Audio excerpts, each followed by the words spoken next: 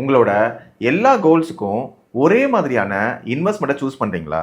For example, நீங்கள் 3 years once ஒரு EMI repayment பண்ணணும்னு நினைக்கிறீங்க. இல்லை உங்கள் சைல்டோட ஹையர் எஜுகேஷனுக்காக 10 to 12 இயர்ஸ் கழிச்சு ஒரு கார்பஸ் கிரியேட் பண்ணணும்னு நினைக்கிறீங்க. இல்லை உங்கள் ரிட்டையர்மெண்ட்டுக்கு, அதாவது ஒரு 20 வருஷம் கழிச்சு ஒரு ரிட்டையர்மெண்ட்டுக்கு லம்சம் கார்பஸ் கிரியேட் பண்ணி அதுலேருந்து ஒரு இன்கம் வரணும்னு நினைக்கிறீங்க. இந்த 3 கோல்ஸுமே different time horizon and risk appetite இருக்குது. அப்படி இருக்கும்போது எப்படி ஒரே இன்வெஸ்ட்மெண்ட்டில் இந்த 3 கோல்ஸையும் நீங்கள் அச்சீவ் பண்ண முடியும்?